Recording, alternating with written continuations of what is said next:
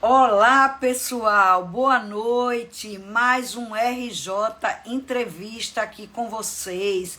Estava morta de saudades. Fazia tempo que a gente não entrava aqui no RJ Entrevista. Eita, estou tentando colocar um filtrinho aqui para ficar legal. A gente está tentando agora. Muita gente entrando aqui, as pessoas estão já, Tanagra, Tenório, Naila Samari, tanta gente entrando, Ricardo Gitirana, Cláudia Montes Oficial, oi Tanagra, é demais, muita gente entrando, e a gente hoje vai ter um convidado muito especial. Eu sou fã dele há muito tempo, admiro o trabalho dele como jornalista há muitos e muitos anos. Ele é realmente um profissional de se admirar, está há mais de 30 anos na área de jornalismo, fazendo um trabalho incrível, que a gente se orgulha, né? Nós que somos profissionais da hora e da notícia, temos o orgulho, né? Ele lá em São Paulo há muitos anos, desde 91. E para quem não sabe também, ele é músico, tecladista, músico profissional, né? Já tocou em bandas, bailes. Ele está até aqui já, mas ainda não chamei ele. Ele já apareceu aqui. Aí eu vou dizer quem é a pessoa, já falei para todo mundo, já convidei, muita gente entrando aqui. E ele está se arrumando todo para entrar, botou o teclado aqui do lado para mostrar que ele também tem essa profissão maravilhosa, mas ele é conhecido por ter tido uma carreira incrível, e tem uma carreira incrível. Começou em 1991, faz um bom tempo já, foi repórter, redator, editorialista, colunista político da Folha de São Paulo, do extinto jornal Folha da Tarde, que saiu, muita gente não sabe nem quem é, essa juventude não sabe nem o que é. Eu tenho um primo meu que trabalhou lá, o nome dele é Roberto Jungmann, chamavam Bob Jungmann, que é o mesmo nome que é meu. Jornal Agora, né? Falou sobre o massacre do Carandiru, impeachment de Collor, morte de Ayrton Senna, ataques do PCC de São Paulo, a invasão de Silvio Santos na casa de Silvio Santos, ou seja, matérias incríveis, né? Sobre guerra do Afeganistão. Bom, gente, Ricardo Feltrin está aqui. Ricardo Feltrin está aqui. Boa noite, Ricardo Feltrin. Boa noite, tá bom o O áudio áudio? está maravilhoso. Ai, que bom, eu estou estreando até o celular para você aqui.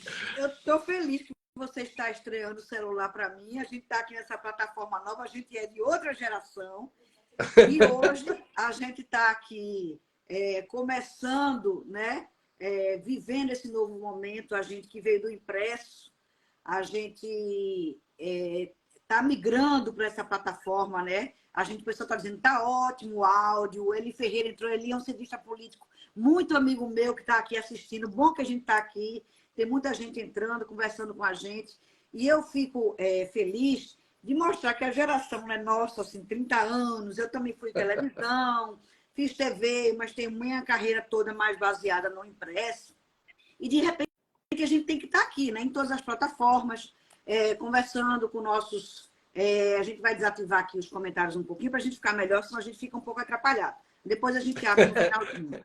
Para mim é a mesma coisa. Para mim é a mesma coisa. Eu fico olhando os comentários. Não é? A gente fica sem querer, querendo olhar, porque fica entrando fulano, entrando Beltrano, a gente quer dar um oi para fulano, para Beltrano, etc e tal. E assim eu acho que a gente conversa mais à vontade.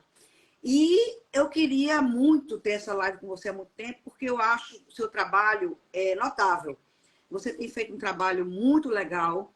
Quando você entrou agora no YouTube, tem feito essas reportagens, que eu digo assim, investigativas, né? Entrou com tudo nessa fase agora no digital.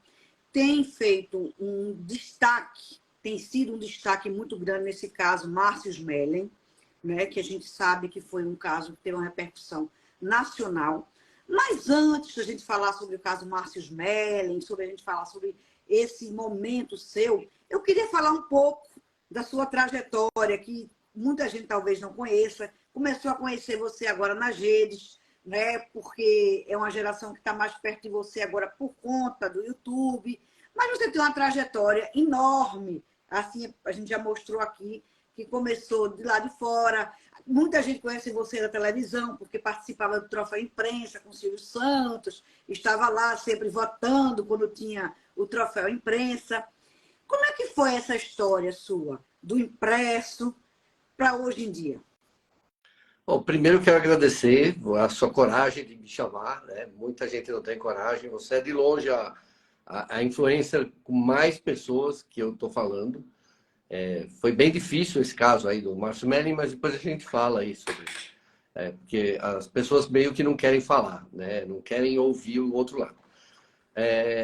Eu não vim só do impresso, Roberto, eu venho da máquina de escrever. Eu fiz o curso de trainee na Folha, Eu né? também, eu também. Eu sou da 9ª turma de trainees da Folha, entrei no curso dia 1º de julho de 1991 e ainda tinha máquina de escrever ali dentro da Folha. Então eu peguei a máquina de escrever, os primeiros terminais, que eu acho que você também pegou, a tela era cor de laranja ou verde, acho que era fósforo e queimava a retina das pessoas.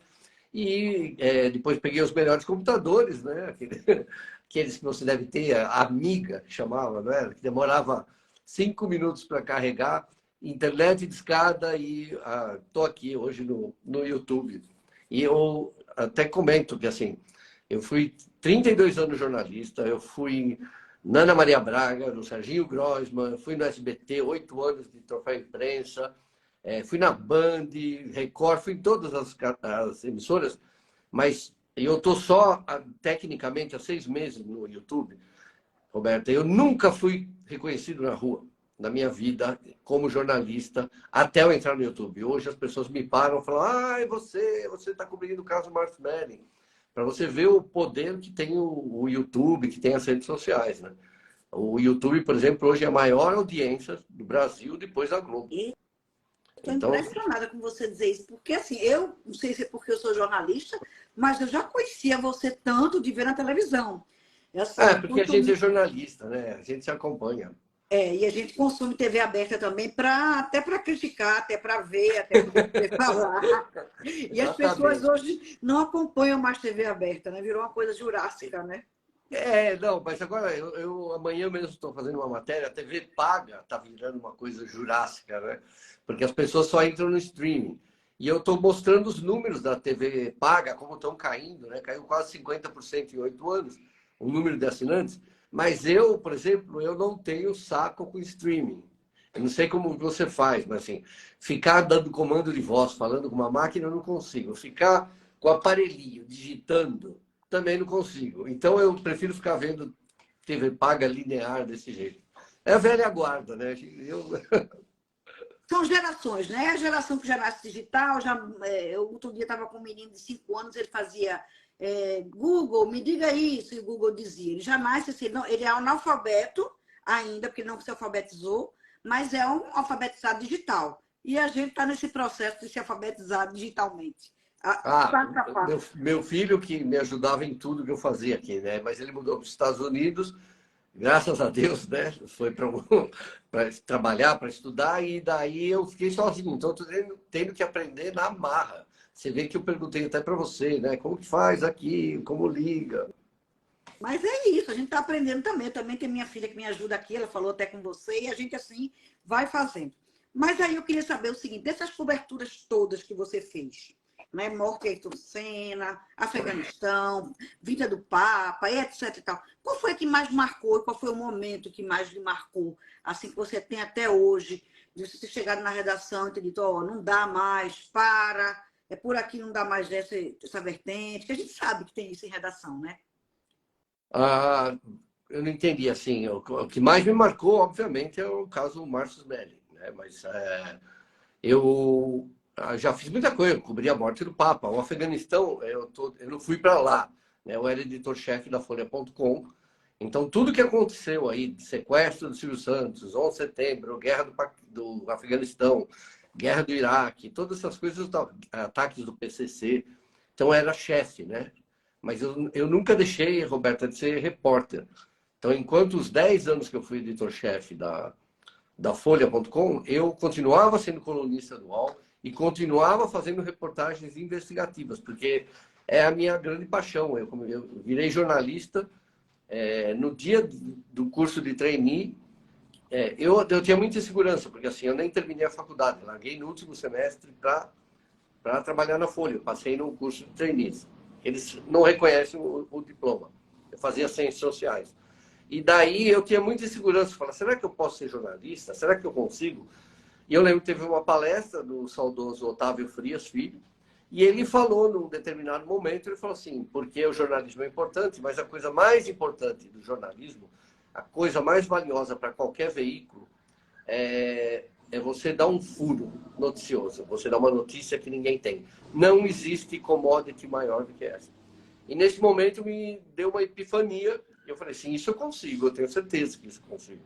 Descobri histórias, porque eu sempre fui fuçador, eu sou um leitor voraz, e jornalista tem que ter aquele traquejo para conseguir fontes, né? Então, nesse dia, eu descobri que eu queria ser repórter, eu ia ser repórter, e a minha vida inteira, se você olhar todas as matérias que eu fiz, eu fazia uma base de, sei lá, faço 500 matérias por ano, todas elas são baseadas, eu não dou coisas que os outros deram, exceto para fazer comentário. Eu quero ter as minhas notícias, eu quero ir atrás dos meus estudos. E hoje, você falou da nova geração, né? Do jornalismo, o que eu vejo é que não existe mais essas pessoas que fazem reportagem, são raríssimas. As pessoas ficam olhando o Instagram do famoso, ficam olhando o comentário que o outro fez de não sei quem, a fulana posou de foto, de tanga, não sei aonde. Mas, assim, a reportagem investigativa mesmo, tirando a política, na minha área, que é entretenimento, praticamente não existe. Então, eu acabei caindo na área que eu gosto. Mas, como você disse, eu fui repórter de política também. E a minha vida inteira, eu só quero dar notícias que ninguém tem. Eu quero que o meu espectador hoje do YouTube, ou que era do UOL, ou que é do meu site, veja alguma notícia que ninguém deu para ele. Eu acho que essa é a função do jornalismo. Essa é a função do jornalismo, realmente, mas que está cada dia mais difícil em função da instantaneidade. Né? A questão de as pessoas quererem dar uma matéria em cima da outra por conta das redes sociais, de não ter notícias instantâneas, não terem tempo de apurar. Aí você acha que isso dificulta, faz com que as pessoas coloquem qualquer coisa a qualquer momento? Mas não tem essa história de não ter tempo de apurar, né? Como que você vai fazer jornalismo sem apuração? Porque eu acho que tem dentro, você deve conhecer, eu até elogiei seu Instagram, aliás, parabéns, porque é um Instagram completamente diferente. Eu estou viciado, porque se dá notícias nacionais, não tem selfie, você fazendo bico, não tem o ego mostrado ali, você está usando uma ferramenta que as pessoas usam para o ego para informar. E isso que acho que é o papel do jornalista, né? Eu boto muito foto de bicho, não sei se você viu no meu Eu Instagram. vejo, você adora Eu a sou fanático por bicho. gatinha. Eu Porque vejo. assim, ela tá andando por aqui, daqui a pouco ela aparece. E eu tento separar as coisas. Então, por exemplo, eu vi que você tem Twitter, mas você usa pouco, né? Uso pouco o Twitter, eu uso pouco, realmente eu Porque é uso pouco. insuportável, tá certo, é insuportável. Aquele lugar eu tranquei meu perfil, desanimei do Twitter. O Twitter eu acho que não leva de todas as ferramentas para jornalista, para mim, é a pior. Porque agora ele inventou essa história aí que você tem que pagar para ter o selo de verificação. Eu não vou pagar para isso. E como você não paga, ele não distribui mais o seu conteúdo. Então, Instagram, acho que é uma coisa, mas o que eu estou encantado mesmo é com o YouTube, porque é um mundo completamente novo. Eu tinha esse canal desde 2008, mas eu usava ele para dar aula de piano para criança, ensinar a criança ou iniciantes a tocar um pouquinho. E aí eu descobri isso do YouTube, essa instantaneidade que tem no YouTube, é da reação das pessoas. Porque, como você, eu trabalhei em jornal, né? Quando a gente fazia alguma besteira, demorava 4 dias para chegar uma carta do leitor reclamando, né? Exatamente. Ali já tinha. Hoje não, se escrever uma besteira, é imediato isso. Imediato. E você perguntou sobre. Eu acho que a matéria essa cobertura do Márcio Smelling é a mais intensa que eu fiz na minha vida. São mais de 110 vídeos, mais umas 30 reportagens. São 110 vídeos e 110 matérias, e mais umas 30 reportagens, mais comentários, mais alguns poucos podcasts que eu fui, ou canais que nem o seu. E é a mais que vai marcar minha vida. Mas, assim, cobrir a morte do Papa, para mim, em 2005, como correspondente na Folha, é uma coisa que eu nunca vou esquecer. Porque, assim, eu cheguei lá 10 horas da manhã em Roma e o Papa morreu lá, era 5 horas da tarde. Não, 9 horas da noite, aqui era 5 horas da tarde. E eu fui lá intuitivamente, Caxias, né? Em vez de tirar férias, eu fui fazer um estágio na BBC de Londres, que era meu sonho.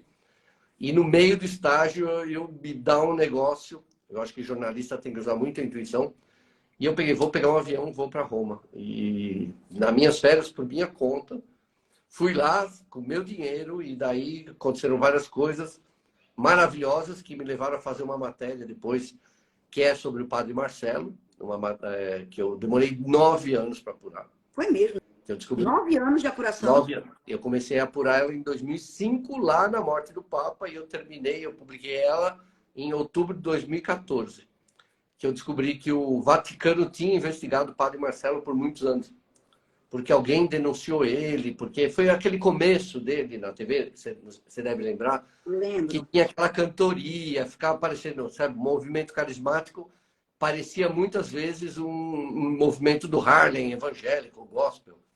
E alguém denunciou ele, e o Vaticano investigou. E você vê, eu saí de uma cobertura da morte do Papa para fazer uma matéria que demorou 9 anos, né? E o Márcio Smelling eu estou cobrindo só há 3 anos. Só não, né? Há 3 anos já. Então, vamos falar agora do caso Márcio Smelling, porque eu acho que é o que todo mundo quer saber e gosta de saber. Eu acho que você tem muitos assuntos interessantes para falar sobre jornalismo. Claro, né? Quem é jornalista gostaria de saber mais, quem está fazendo jornalismo, as pessoas, porque essa live vai ficar gravada aqui, né? Quem não está podendo assistir agora, depois a gente coloca lá, você coloca no seu canal, eu coloco no meu, e as pessoas vão poder, quem é jornalista, quem que faz jornalismo, quem se interessa por esse assunto de jornalismo, como é que se faz uma pauta, como é que se vai, e se procura e vai atrás, vai ter uma noção agora de como é que você foi atrás desse caso Márcio Smelling. Vamos começar do começo, não é isso? Márcio Smelling foi acusado de assédio sexual, né? A bomba saiu através do jornalista Léo Dias, que inclusive mora hoje em Pernambuco, aqui no nosso estado. Eu sei. Ele mora aqui em Pernambuco. E ele deu a bomba dizendo isso. Foi a este? Foi a revista Piauí? Não, a revista Piauí foi depois. Ele deu a nota em dezembro de 2019. Ele deu a nota primeiro, depois a revista Piauí fez a mas a nota dele não repercutiu muito. Pronto, então deixa ele dizer. Vamos lá. Ele tem a supremacia para dizer sobre isso. Vamos lá. O Léo Dias deu a nota em dezembro de 2019, o furo é dele.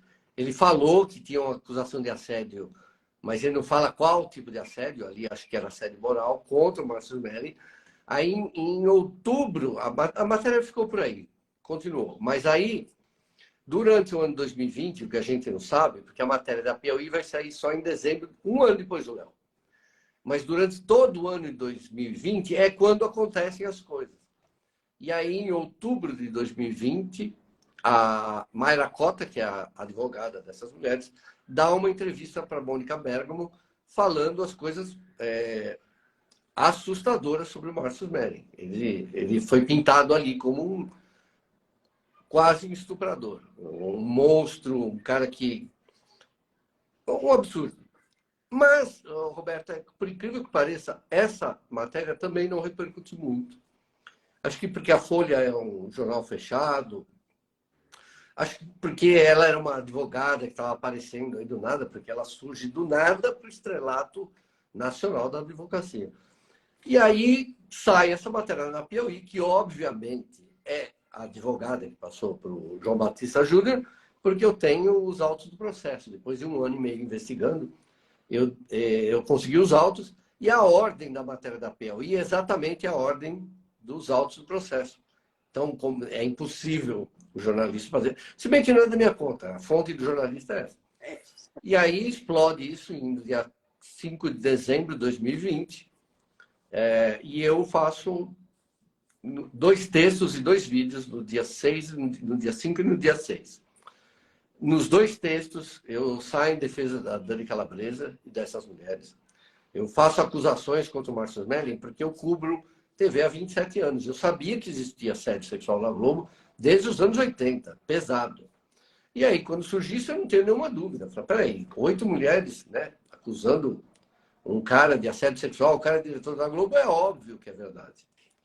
E aí, quando eu publico esses dois textos, que são muito, muito duros contra o Márcio Smelling, inclusive eu faço um texto que eu exijo que a Globo ela tem obrigação de defender o futuro da Dani Calabresa, porque ela tinha sido corajosa e ela podia ser prejudicada de hoje em diante por qualquer outro diretor, porque achavam que ela ia denunciar eles também.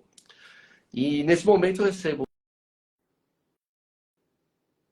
Eita, agora o áudio saiu. Voltou. Tô aqui. Eu desativei tudo, mas continua. Não tô apanhando com o celular, não. Enfim, e daí eu fiz esses dois textos e uma pessoa me liga do Rio de Janeiro, uma pessoa extremamente graduada na Globo. Lembre-se que isso já estava acontecendo desde 2019, tá? Então a matéria da Piauí saiu em dezembro de 2020. E as pessoas me falam se eu tinha certeza de tudo que eu estava escrevendo.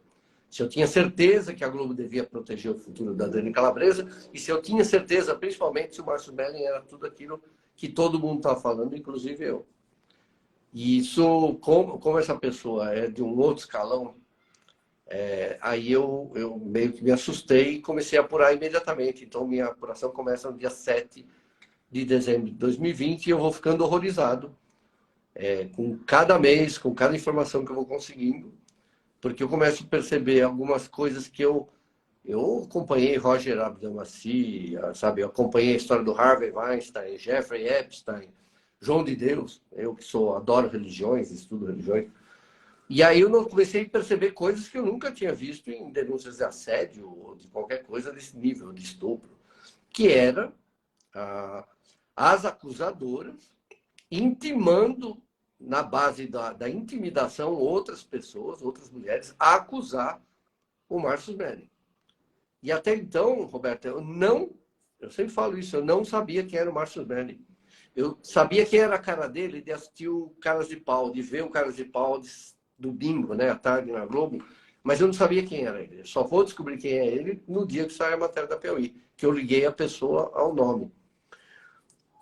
Enfim, e daí eu comecei a apurar essa história e eu começo a descobrir coisas estranhas. No caso, eu descubro que a pessoa que está mais sendo agressiva contra outras funcionárias da Globo, que é a atriz Verônica Debon, ela tinha acabado de ser namorada do Márcio Smelling. Ela tinha namorado durante todo o ano de 2019 com o Márcio Smelling. E aí eu falei, comecei a ligar as coisas. E aí começo a ouvir fontes, porque é o trabalho da gente, e eu começo a ficar horrorizado. Isso, eu estou te falando, são os primeiros meses de 2020. E lá para junho de 2020, ainda no UOL, eu lembro que eu faço um vídeo dizendo que eu estava arrependido de ter feito aqueles vídeos acusando o Márcio Smelling e defendendo a Dani Calabresa. Que se eu pudesse voltar no tempo, eu jamais faria aquilo. Se eu soubesse o que eu já sabia. Você ainda estava no UOL nesse momento. Estava no UOL. E as matérias ainda eram pelo UOL. Isso. Eu só vou começar. Eu comecei a sentir no UOL, dentro do UOL mesmo, uma pressão enorme por causa do conteúdo. Porque a minha certeza ali é que não queriam que o Márcio Smelling fosse inocente. Então, quando eu começo a trazer o lado dele para a história, porque quando sai a matéria da Piauí, ele fica completamente... Eu até falei um dia para ele, na frente do advogado dele, por que a nota dele de resposta tinha sido tão evasiva, tão em cima do muro, né? E ele fala que ele estava apavorado, que ele não estava esperando uma paulada daquele tamanho e não sabia como responder. Simplesmente não sabia como responder. E aí, Você acha que ele ficou intimidado naquele momento, porque depois ele vem mostrando provas e mais provas, e ele mostra, e depois ele vaza áudios, ele vaza. Você acha que no primeiro momento ele não se defendeu como deveria? Olha, Roberto, imagina, o cara foi exposto para a ex-mulher dele, para as filhas dele. As pessoas se afastaram dele completamente no primeiro momento. Pessoas que sabiam que ele não tinha feito nada daquilo, simplesmente tiraram, sabe, da reta. Teve humorista que conviveu o tempo inteiro lá e que, quando alguém perguntava o que você acha do caso Smelling, daí a pessoa falava assim, não, eu estou do lado das vítimas. Quem que era a vítima? Né? As mulheres. Então, o cara ficou completamente abandonado. só repetindo, eu nunca ouvi falar dele. É o mistério do destino, que o meu destino e o dele tenham se cruzado dessa forma, porque o que me moveu em tudo isso foi raiva, né, de saber que eu tinha sido enganado, porque, como eu te disse, 6 meses depois de começar o caso, 6 meses depois da matéria da PLI, eu já sabia que era mentira. Mas eu só vou conseguir afirmar isso no UOL. Não, eu não vou conseguir afirmar isso nunca no UOL. Eu só vou conseguir começar a mostrar o outro lado da história em junho de 2022, do ano passado. Então ele fica 2020 todo sendo surrado, ele perde o emprego, né, em agosto daquele ano. Aí ele apanha 2021 inteiro de todo mundo, porque qualquer matéria que saía contra ele aparecia com destaque em todos os lugares. E tudo que eu conseguia do lado dele, mostrando o que tinha acontecido, os meandros, essas peculiaridades da ex-namorada, tá com ódio dele, da Dani Calabresa não ter acusado ele de assédio sexual. Ela vai primeiro acusar ele de assédio moral, porque tinha perdido o programa. Aí depois começa a ouvir falar do nome da outra, que é a tal da Bárbara do Vivier, que tinha sido amante dele. E aí vou juntando as coisas e vou ficando assustado. Até que, março, mais ou menos, do ano passado, eu sabia que existiam mensagens, porque ele já tinha mostrado para Mônica, não, para a Folha e para o Cabrini. E eu pedi muito essas mensagens lá em janeiro de 2021, depois da matéria da Piauí, e o advogado se recusa a dar. O advogado, o doutor Juca, se recusa a dar. Não vai dar, não deu. E aí eu fui para o Rio de Janeiro, falei, vou conseguir essas mensagens, porque a Piauí falou que tem. Ele já mostrou para a Folha, ele já mostrou, então existem essas mensagens, estão nos autos. E aí, como você sabe, no Rio de Janeiro, às vezes, algumas coisas são mais fáceis de conseguir, né? Você tem que dar um jeitinho ali. E eu estava obcecado por isso, porque eu me senti enganado. E se tem uma coisa que eu não suporto, Roberto, é fazer injustiça para as pessoas. Desde criança. Quando eu cometo uma injustiça, eu tenho que pedir desculpa. E aí eu decidi que eu tinha que pedir desculpa pelo que eu fiz. Quando eu percebi. E quando eu consigo as mensagens, vou até te mostrar aqui, pera um pouquinho. Eu quero ver. Essas mensagens é o que muita gente... Olha, eu tenho... Eu não posso mostrar de frente aqui para... Não posso. Tem os autos do processo. Inteiro. São os processos. Os autos do processo. Esse aqui é o começo. São 278 páginas. Os autos hoje devem ter mais de 1.300. Mas, como eu sempre digo, o auto do processo é um livro. E ele começa com uma história. E quem começa com essa história é a dona Dani Calabresa, as mulheres e essa advogada. E aí começam a chegar as respostas. E aí vai tendo as mensagens, porque tudo que elas vão falando contra ele, ele vai mostrando nos autos as mensagens negando, mostrando que isso não é verdade. Então, por exemplo, tem uma das atrizes, que é uma das acusadoras dele, vai ver, chama Débora Lan, atriz, que ela não acusa ele de assédio sexual. Se você quiser, eu até mostro, eu até separei aqui, tem um vídeo, porque eu consegui o vídeo dela depondo para um juiz. E ela está completa... acusa de quê? Ela acusa ele de quê? De nada. De nada. Ela foi colocada pera... Ela foi arrolada como testemunha pelos outros, é isso? Não. Ela foi colocada como acusadora. Ela é uma das acusadoras. Só que você vê o depoimento dela, ela não acusa ele. E quando o juiz pergunta para ela, posso mostrar? Pode, claro. À vontade, a gente está aqui para isso. Essa entrevista é para isso. Porque é constrangedor, né? É constrangedor te ver aqui. Ela não sabe se ela é vítima ou testemunha ou acusadora. É isso? Como? Ela não sabe se ela foi arrolada como testemunha ou acusadora, é isso? Exatamente. Espera aí, vou te mostrar aqui, vamos ver. Deixa eu ver. Vou mostrar aqui, tá bom? Pode mostrar. Vamos lá. Por que não está? Ah, está aqui. Ó, o vídeo está escrito. A senhora tem algum procedimento, algum processo criminal contra o Márcio? A gente, olha, eu realmente assim, não entendo muito de justiça, não, mas eu já fiz um depoimento, sim. Eu acho que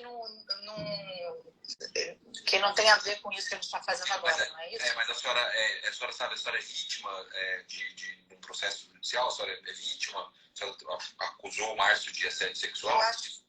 Não, eu sou testemunha. Tá, a senhora só é testemunha, a senhora não é vítima. É. Tá, deixa eu... Doutora Luciana, é isso mesmo? Não, o silêncio, ela posso consultar a advogada dela, mas a informação que eu tenho é de que ela é vítima de assédio moral. Inclusive, ela tem a medida protetiva. A senhora tem uma medida protetiva contra o Márcio? Parece que sim. Parece que sim. Quer dizer, ou seja, ela não sabe nem o que é que está acontecendo em relação a Não, ela. e outra, Roberta, que ela está na ação de assédio sexual. E aí mesmo a advogada está diante do juiz falando que não é de assédio moral. Assédio moral não é na polícia, é no Ministério Público do Trabalho. Tem outras, eu não sei se você chegou a ver todos, é uma coisa absurda, porque elas começam a desmentir a si mesmas. Por exemplo, posso mostrar outro? Claro, e você inclusive alega que é um caso que começou com mais e está terminando com menos, né, denunciantes. Eram, no começo, 14, depois passou para 13, depois 8, agora são 7. Dessas 7, 3 não acusam ele. Então, por exemplo, isso aqui, a Dani Calabresa, aquela matéria da Piauí, conta tudo o que aconteceu numa festa, numa casa chamada Vizinha 123. A tal festa, é famosíssima A tal festa. que diz Que ela fez isso, que ela fez aquilo, que ela foi assediada. E aí, esses vídeos que eu estou te mostrando é do processo que o Márcio Smelling move contra a Dani Calabresa por danos morais.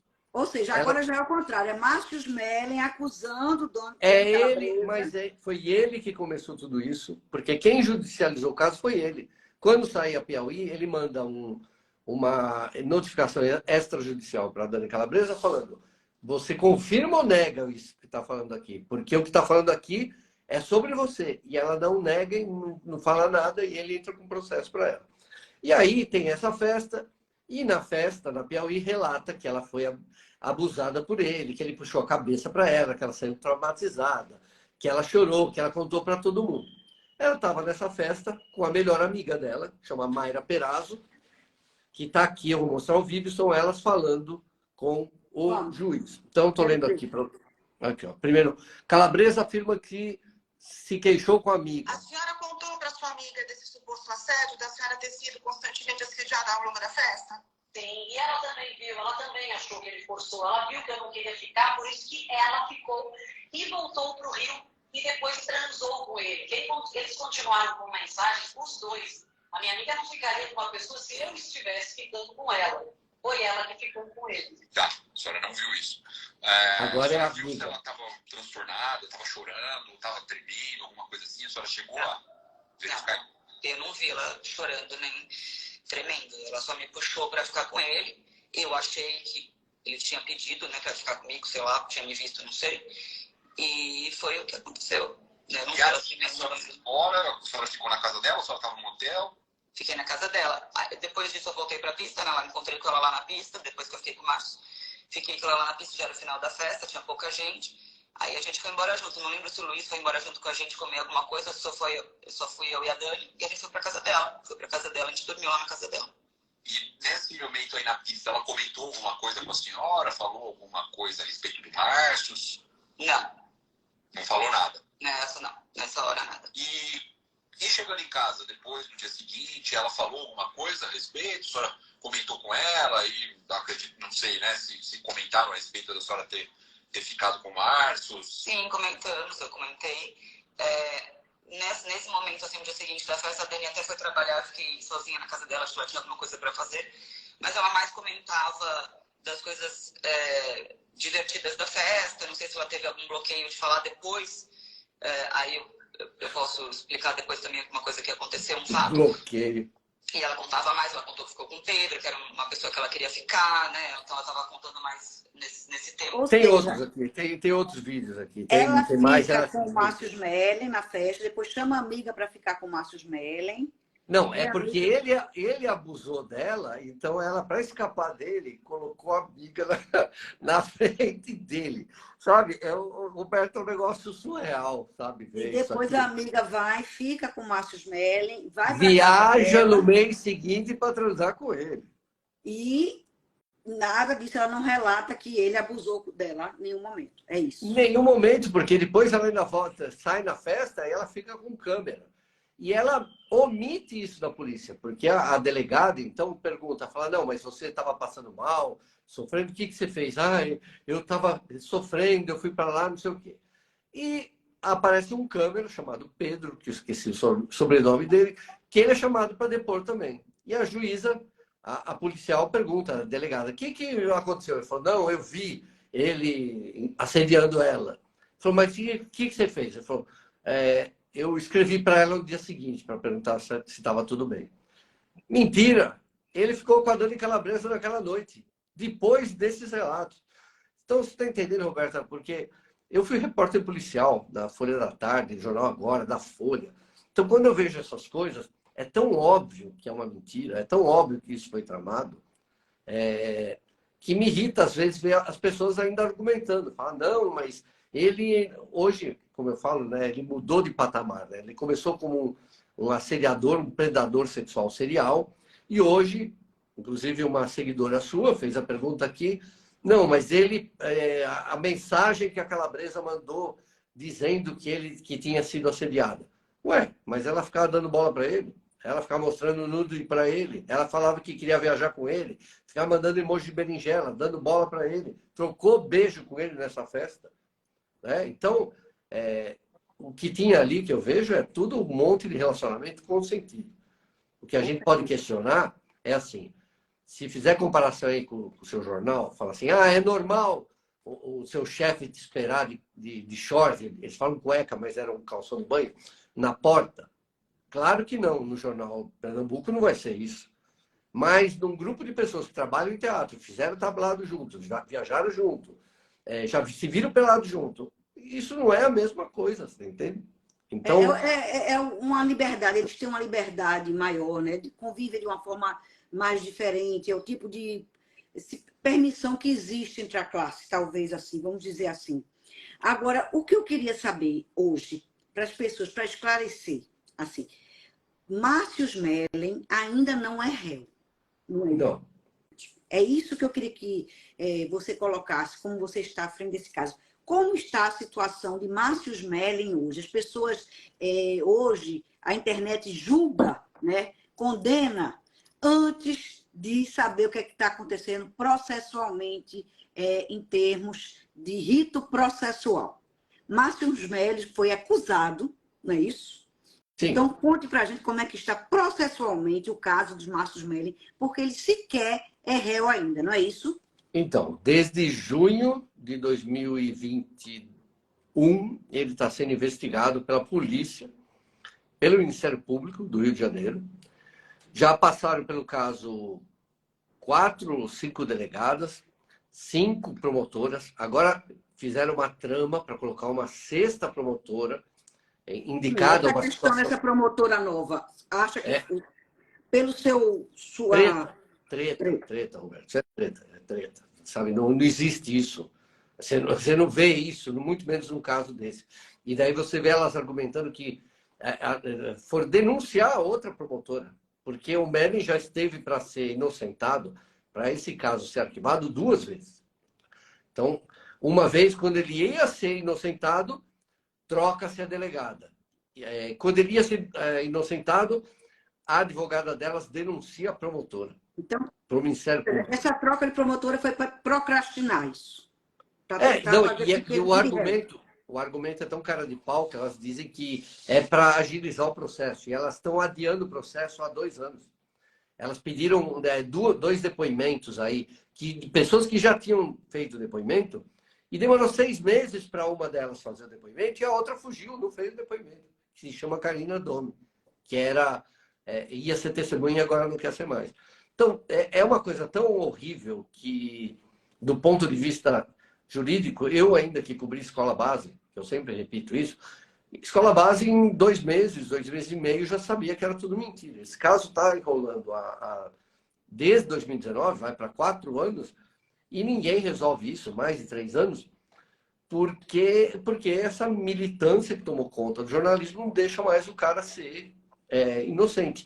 E aí tem, dentro desse caso, matéria que eu já publiquei, que é envolvimento diretamente político do Planalto, né, do governo, em cima desse caso, que é essas mulheres foram recebidas pela Janja, pela primeira-dama, segurando o marco do assédio, uma proposta no marco do assédio. Elas foram recebidas pela ministra da Mulher, elas foram recebidas no Conselho Nacional do Ministério Público, no meio de uma investigação que o Ministério Público está envolvido. E aí essas mulheres estão tramando e ainda vão no Ministério Público, passa um mês, troca-se a promotora, entra outra promotora no caso. Ou seja, o mais importante, eu vou te falar uma coisa, é que para as pessoas, para a sociedade, o Márcio Smelling é inocente. As pessoas já descobriram isso. Porque hoje eu vejo o argumento, mas ele não é santo. Mas ele quebrou o protocolo da Globo. Mas ele não devia ter caso com as funcionárias. Ele era ator, ele tinha relacionamento com elas há anos. Então, melhorou a vida dele, né? Porque ele era um assediador, um predador serial, ou como a advogada falou, um cara que podia ser indiciado por estupro, e hoje ele é um cara que não é santo. Então, mas eu acho que ele deixa bem claro nas lives dele, quem assistiu, que ele assume todos esses que teve relação sexual, que traiu a mulher. Ele assume isso. Então, mas trair a mulher não é pecado, né? Não, é isso que eu estou dizendo. Eu acho que ele quer realmente se inocentar do caso de assediador sexual e de estupro, né? Eu acho que é essa. Então, exatamente, Roberto. Porque ele é acusado. Quando as pessoas vêm conversar comigo, falam assim: não, mas ele não é santo. Eu falo, mas não é isso que está em discussão. A discussão é que o cara foi acusado de ser um predador sexual. Se ele traiu a mulher, isso não está na conversa. Isso ele já assumiu. Se ele foi mulherengo, isso não está na conversa. Porque a gente está discutindo... porque isso que ele já assumiu. Ele já assumiu para todo mundo. Eu traí, já fiz isso, houve aquilo outro, a gente traiu, meu comportamento foi inadequado. Isso eu acho que ele já assumiu publicamente. E tem que lembrar que dessas 8 mulheres que acusaram ele só teve relacionamento com 2. Que é a ex-namorada dele, Verônica Debon, que namorou com 1 ano, e uma outra atriz, que é a tal da Renata Ritt, que confirma isso, tem os autos aqui, ela afirma que transou consentidamente com ele, porque estava carente. Quer dizer, e tem uma que essa Debon é que era casada, não é isso? Não, essa aí é a outra que não quer ser acusadora, porque senão ela se ferra, né? Porque ele tem mensagens dela, que é a Bárbara do Vivier, irmã do Gregório do Vivier, numa família quatrocentona do Rio.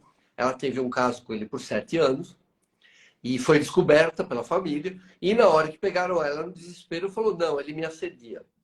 E isso ela faz 1 ano antes da Calabresa. Então, quem sabia disso? A tal da Verônica Debon, que era a namorada do Melling. Porque quem conta para o Melling em 2018 que a Bárbara tinha arrumado uma desculpa esfarrapada. Eu vou te contar, viu? Esse Márcio Smelling tem mel, porque eu nunca vi tanta mulher em cima.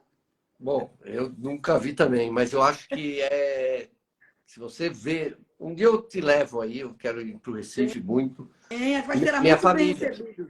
Eu sou filho, neto, bisneto, tataraneto, tetraneto de Garanhuns. Todo que mundo ótimo. é de Garanhuns. Festival de inverno. Não, é por isso que eu sou arretado, né? Que eu sou mula teimosa. Muito E eu te bem. levo aqui para você ver, porque assim, essa Verônica Debon, ela fica completamente apaixonada pelo Márcio Smelling.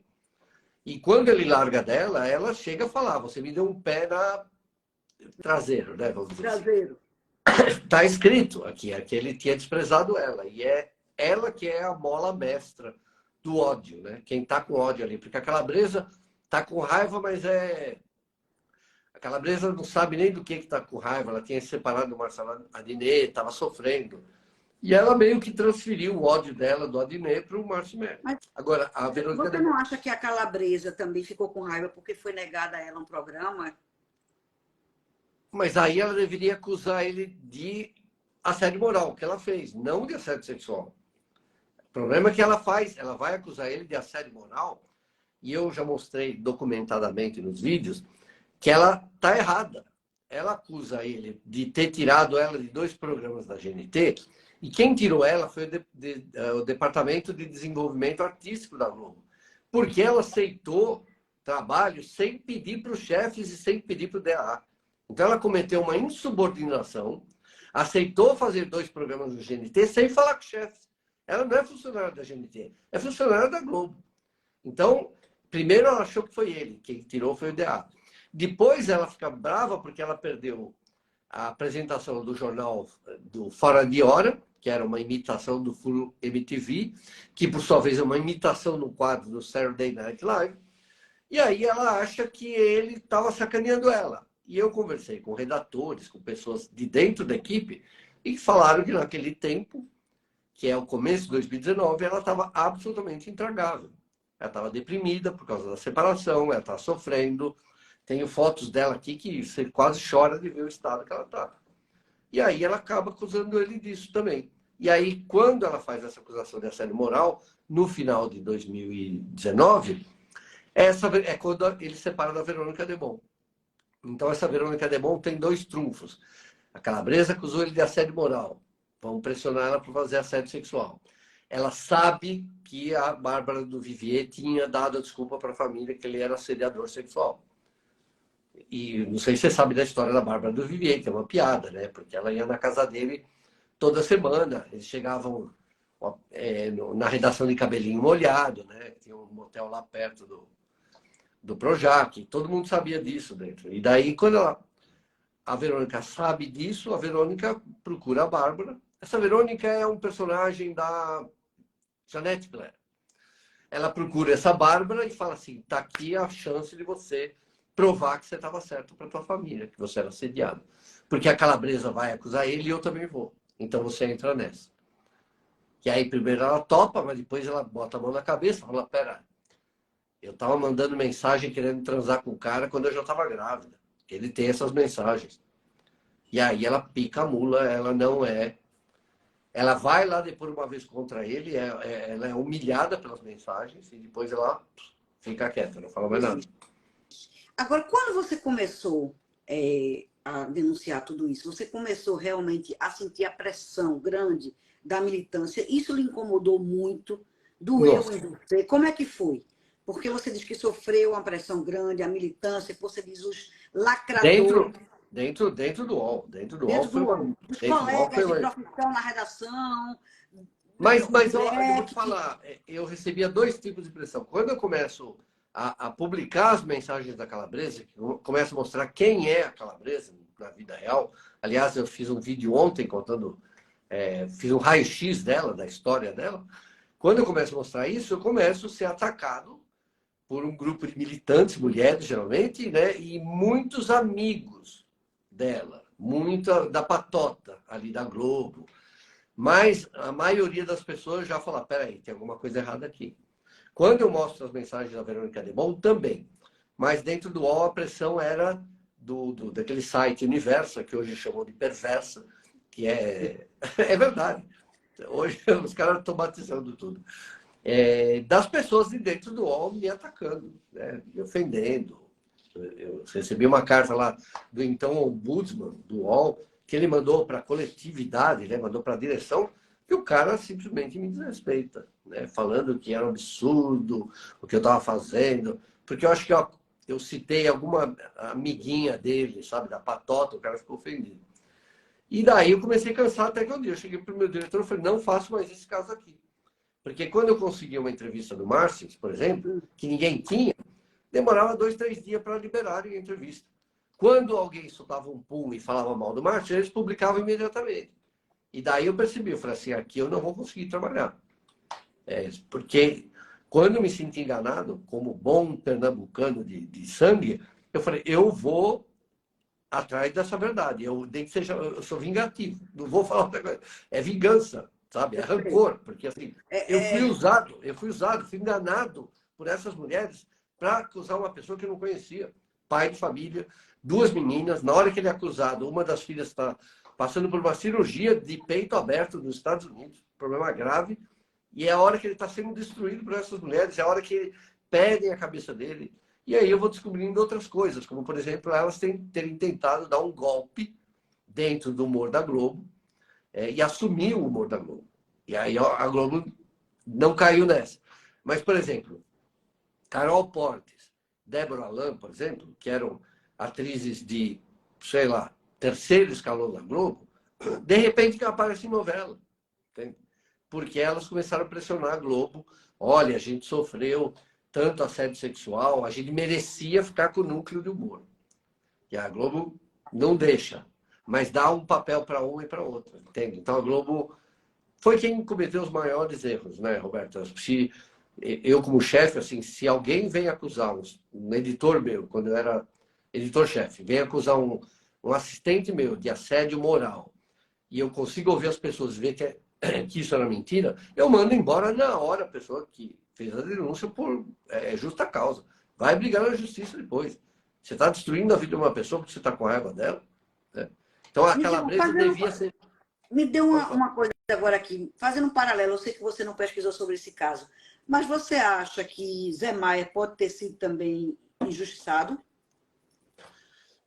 Eu não investiguei esse caso, mas assim, eu conheci o Zé Maier de passagem, lançamento de novela, mas pelas pessoas que eu conheço dentro da Globo, ele tinha um caso com essa Sultonami, que era o nome da figurinista. Figurinista. E ela meio, pelo que me falaram, tá? Não posso confirmar, ela foi meio empurrada a fazer essa denúncia. Ela não queria fazer a denúncia. Tanto que ela não faz o BO contra ele. Ela não denuncia ele no Ministério Público. Encerra o caso. Então é estranhíssimo, você entende? Se você me perguntar de casos de assédio sexual na Globo, eu vou sempre lembrar que o assédio entre gays e lésbicas dentro da dramaturgia da Globo era muito, muito maior do que entre héteros. Eu não sei por quê. Mas o que se sabia, assim, figurante gay, ator hétero que era assediado por diretor gay, gente que perdeu o papel em cima da hora lá em Malhação porque não quis ficar com o assistente de elenco. Então, eu sabia que tinha isso. Heterossexualmente, ali dentro da Globo, claro que tinha assédio. Claro. Tem história aí de um diretor, que eu não vou falar o nome, que está sendo denunciado no Ministério Público do Trabalho agora, nessa investigação, que levava a garota de programa para fazer figuração em novela dele. Essas garotas de programa estão no Globoplay. Se você casar, você acha. Na novela dele, sempre aparecia uma figurante lá no fundo, uma menina pedindo Coca-Cola no bar, passando pela rua, que são... E ele é bem famoso. Ele está respondendo agora. Já da velha guarda, né? Mas não, ele está sendo citado, ele não é investigado. Quem está sendo investigado no Ministério Público do Trabalho é só a Globo. Então, eu acho que no caso Zé Maier, é que eu não tenho mais estômago para fazer isso, né? Assim como não tenho estômago, eu queria investigar, se eu pudesse, o caso Maria da Penha, o caso da Mariana Ferrer, é que eu não tenho saúde para isso, porque esse caso Mary acabou com a minha saúde, né? E acabou com a dele também. Né? O que é que vai lhe satisfazer nesse caso Meli? Assim, o que seria o fechamento ideal para você? Para dizer assim, como jornalista. Ser arquivada a investigação agora e ele meter um processo delas e nas testemunhas por denunciação caluniosa. Para mim seria o mundo ideal. E eu vou te contar um furo, né, aqui agora. Vamos dar eu conversei... um furo aqui, momento furo, vamos lá. Eu conversei com ele ontem, né? Porque assim, eu não falo nada do processo com ele, mas assim, a gente acaba conversando de vez em quando, eu tenho uma dúvida numa data, a gente conversa sobre, eu pergunto das filhas dele sempre, da ex-mulher dele, e outro dia eu perguntei para ele também como ele está vivendo, perguntei numa live dele, e ele falou que é remédio de manhã, tarde e à noite. Né? O cara está com a saúde acabada, as pessoas estão percebendo. E eu perguntei para ele, assim, eu falei, Márcio, o que você prefere? Porque ele está muito, muito, muito deprimido, dá para perceber pela voz dele. Eu falei, o que você prefere? Você prefere que todo mundo, como hoje, saiba que você é inocente e essas mulheres consigam te transformar em réu? Porque eu acho que condenado ele não vai ser nunca. Mas consigam transformar você em réu? Ou você preferia ganhar imediatamente na justiça e ter o ódio de todas as pessoas? E ele falou, com essas duas opções, eu prefiro ter toda a sociedade do jeito que está do meu lado e elas que consigam fazer qualquer coisa de mutreta aí. Mas o apoio que ele está recebendo, Roberto, das pessoas, sabe? As pessoas escrevem, falam para ele, falam, nossa, ele está muito magro, ele está muito mal de saúde, Eu me preocupo muito com a saúde dele hoje, apesar de não ser meu amigo, né? Porque Você acabou a sente saúde hoje dele. que você foi assim um verdadeiro, sei lá, a palavra não está me vindo, mas você foi um esteio na vida dele, um momento assim, você foi uma salvação para ele. Então, mas eu não queria estar aqui, viu? Eu não queria ter conhecido ele desse jeito. Muita gente, né? Até alguns jornalistas meio semi-conhecidos, porque quando eu gravo o primeiro vídeo, que eu fiz no dia 18 de dezembro do ano passado, nesse canal aqui que eu tenho, no YouTube, eu chego a chorar no vídeo pedindo desculpa para ele, porque eu vi o mal que eu ajudei a fazer. Então, fui uma das pessoas que atirou pedra nele. Então, muita gente ainda fala assim, agora que você destruiu a vida dele, você não adianta mais. Adianta. É por isso que eu estou aqui hoje. Entende?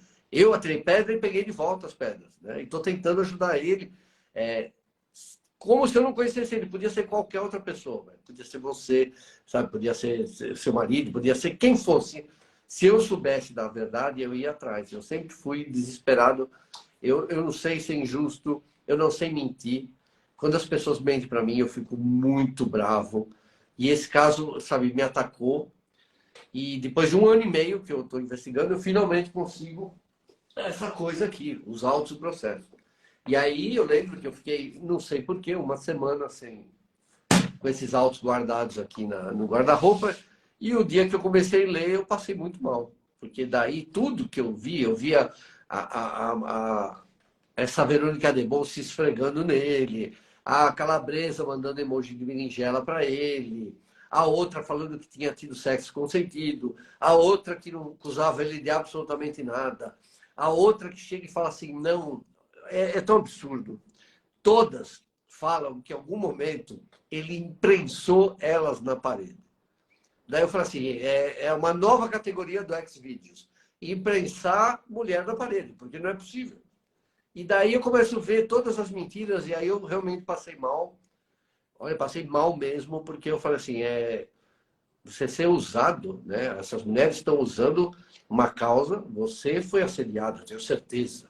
A Marcela é assediada, todo mundo, tem mulher que não seja assediada. E você lutar contra isso é uma coisa que demorou milênios para acontecer. Quanto tempo demorou para as mulheres poderem erguer a voz e falar assim, tira a porra da mão de cima de mim, não encosta no meu pescoço, sabe? Faz alguma coisa e poder falar isso. E aí aparece um monte de mulheres, o que é estranhíssimo, só de um grupo específico, destruindo o cara, tentando tomar posse do cargo que ele tinha, tomar posse do departamento, e usando a luta das mulheres que realmente são assediadas, que são estupradas. Quanto tempo a gente já está aqui? Quase 1 hora? Não, Então faz a conta. Eu só queria Não, faz a conta. Uma mulher a cada 5 minutos foi estuprada durante essa conversa no Brasil. Eu queria só saber o seguinte, você acha que se ele não for indiciado, se ele for realmente considerado inocente não foi indiciado, porque até agora ele não foi julgado. Ele é inocente. Inocente. Ele tem um futuro profissional pela frente ou ele será marcado a vida toda por isso? Eu acho que ele vai ter um futuro. Penar por conta da militância, por conta das pessoas. Não, eu espero que essas mulheres, é uma coisa que eu espero, sonho todo dia, é que lideranças feministas, porque o que eu vejo hoje no meu canal, no canal dele, há muito mais mulheres hoje apoiando ele. E as mulheres falam, eu sou feminista, mas essas mulheres não me representam. Eu luto contra a assédio, eu fui assediada, mas essas mulheres não foram. Então, hoje eu vejo isso. Agora, lideranças feministas estão, tudo quietinha. Porque eu acho que essa história de sororidade, ninguém solta a mão de ninguém, uma coisa é você ter sororidade, outra coisa é você ter cumplicidade contra uma denunciação caluniosa. Então está provado, para mim, pelo menos, e para milhões de brasileiros, que o cara é inocente, que ele não fez nada. Então agora entra naquela desculpa, não, mas ele não é santo. Não, mas ele devia ser, porque ele é chefe. Não, mas ele falou isso. Mas ela reclamou com a mãe. Enfim, todas essas coisas não cabem mais na discussão sobre feminismo. E isso está causando, essas mulheres estão prejudicando o movimento feminista de um jeito que você não imagina. Está andando para trás. Eu vejo pessoas postando em todos os lugares, né, que não aguentam mais ouvir a palavra feminismo. que não aguentam mais ver mulher. Ah, sim, hoje estão falando assim, 90% das acusações são mentirosas. Não é verdade.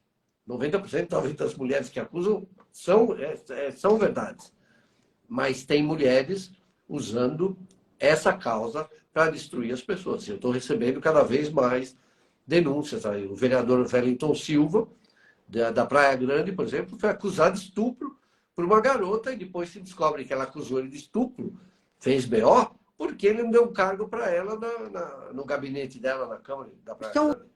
Usando uma causa para poder se aproveitarem, vamos dizer assim.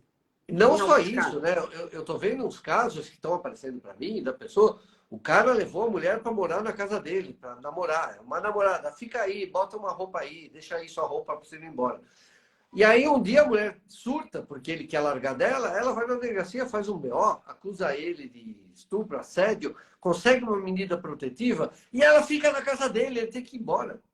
Então, o que está acontecendo, Roberta, é assim, que é uma coisa que eu já falei no meu canal várias vezes, eu tenho pavor de relacionamento hoje. E meus amigos estão apavorados, você não quer mais ter relacionamento com uma mulher, porque você não sabe o que vai acontecer. E nem com o homem também. Teve o caso aí agora do ator, né? Esqueci o nome dele, que acusou o namorado de ter agredido ele, era tudo mentira, o cara estava chapado fazer isso. Então isso tem que acabar. E alguém tem que fazer alguma coisa. Vamos ver como é que vai acontecer, né? Então, eu agradeço você porque você está fazendo alguma coisa. Eu não conversei nunca com ninguém que tivesse tantos seguidores quanto você, tivesse a sua influência aí no Nada. A gente está aqui para conversar, trocar assuntos. Eu acho que eu ouvi todos os lados, ouvi gente. Eu acho que o seu canal presta um serviço maravilhoso. Sou sua fã, já disse isso. Acho que você é um jornalista, como a gente diz assim, raiz, aquele jornalista que vai atrás, que apoia. Pernambucano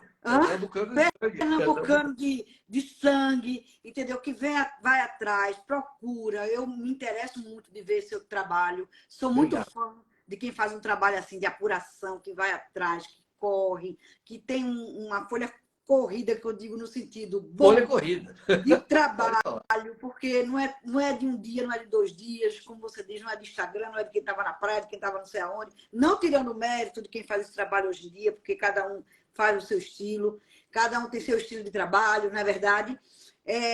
Mas eu sou fã desse jornalismo, assim, do furo, do ir atrás, da reportagem. Gosto muito quando você posta lá. Estou com um novo vídeo no canal do YouTube, eu vou lá, sempre escuto, sempre assisto. Obrigado, nossa, prazer. Sempre assistindo, ouvindo o seu lado. Acho muito interessante. Convido todo mundo a assistir seu canal. Diga aí como é que entra. Ricardo Feltrin. Não, é @feltrin.ricardo no YouTube. Feltrin.ricardo. Pronto. Coloque, eu vou colocar depois para a gente Vocês colocar. bota o letreirinho aí. Vou botar o letreirinho para as pessoas entrarem, ver tudo que quiser saber, pesquisar lá sobre o caso Márcio. Tem uma playlist que chama Caso Calabresa Melling, tem 111 vídeos lá sobre esse caso. É uma novela, as pessoas estão maratonando, inclusive pessoas da África me escreveram de Angola, eles estão acompanhando como se fosse uma novela e eles mandam, sabe? Eles vibram como se fosse uma novela. Mas né? Eu mesmo, quando tenho, chega um negocinho novo para mim, a notificação, eu vou lá e vejo. Eu espero que acabe, eu espero que a novela acabe logo. Não, mas vai acabar, tem um ponto final, e depois isso aí vai virar uma websérie, né? Se Deus quiser, vai ser uma série de televisão mesmo. Eu ia escrever um livro, mas eu decidi assim, o que eu estou fazendo no YouTube, eu não vou ter saco de escrever, sabe? Eu acho que já é um livro.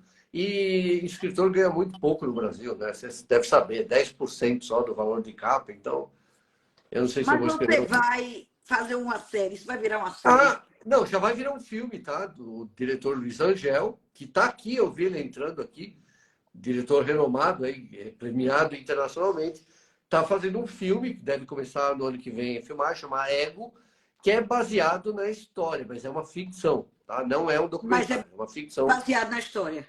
Baseado na história. E eu vou participar do papel de mim mesmo. Eita, eu quero ver esse galã na telona. Obrigado. Beijo, adorei. Obrigado demais. Eita, eu tenho que agradecer a Copergás, Companhia Pernambucana de Gás de Pernambuco, que leva gás a 28 municípios do estado de Pernambuco. Já ia esquecendo mais uma vez. Parabéns para a Copergás. Beijo, tchau, até a próxima. Tchau.